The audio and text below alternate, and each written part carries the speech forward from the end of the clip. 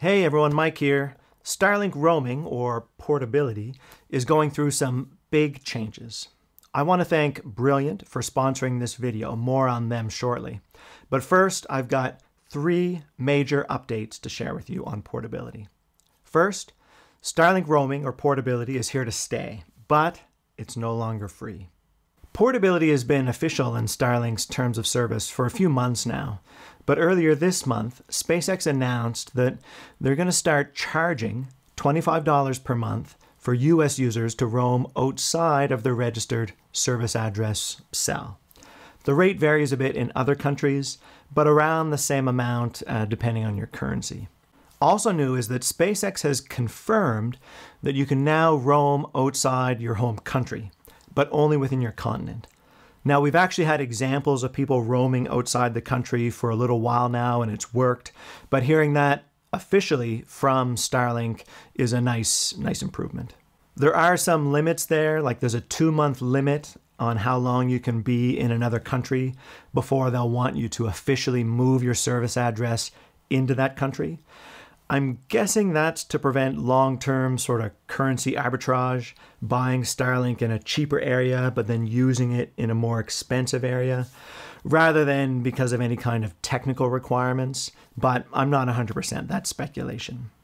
Before I get to change number 2, if you've been watching my videos for a while, you know I love learning about new things, even if that involves power tools, soldering irons, or running around with antennas.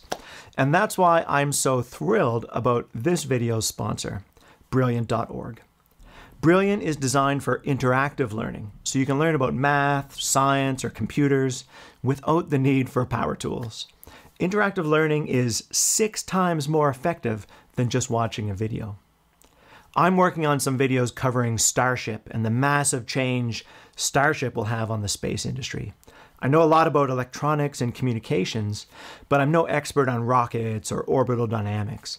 Brilliant has a course on classical mechanics and another on gravitational physics that I've started taking to build my knowledge of gravity, the rocket equation, and orbits. If you're interested in Starship, Starlink, and all things space, like I am, you can actually start your learning at any level. Brilliant maps out the prerequisites so you can start at the right level for you and work your way up. I put a dedicated link down below that lets you get started for free. And as a special promotion for this channel, the first 200 viewers also get 20% off an annual membership, so you can join the millions of people already learning on Brilliant. Okay, so the next portability update is on global coverage. SpaceX updated the official Starlink map, now showing 32 countries around the world planned for Starlink coverage. The specific launch dates vary, and I'd always recommend taking these estimates with a grain of salt, but there are significant new areas, including Africa, as well as northern polar regions coming online. So if you're planning a safari, or if you live north of 53 degrees latitude, definitely keep an eye on that map. And of course, subscribe to the channel down below to get all the latest updates on Starlink. And finally, there have also been some changes for mobility, or eSIM, Earth Station in Motion. Portability, or roaming, lets you set up your dish in different places. Mobility is actually using your dish while in motion. With this new portability pricing, Starlink also updated the terms of service in the US to specifically prohibit using Starlink in motion, going so far as to state it may result in having your service terminated. Now, interestingly, this rule hasn't been updated in any other country that I can find. In Canada, for instance, it still says that mobility is not supported and will void your warranty. I think I'm well past that at this point, but no mention of it being prohibited or having your account terminated. Just guessing on my part, but I think this is likely related to the ongoing application by SpaceX to the FCC to officially license eSIM operation in the US. Having a bunch of people violating what's allowed today in the US will not help their application.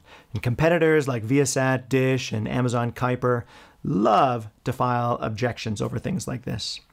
So if you're in the US, I don't recommend you use your Starlink dish while in motion.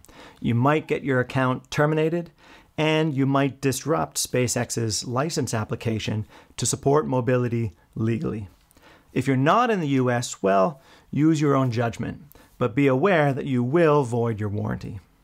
Until they change things in Canada, subscribe to the channel, hit the bell, and you can count on seeing me out with my new low-profile Starlink based on the rectangle dish. That's the update for today. Thank you everyone for watching. See you next time.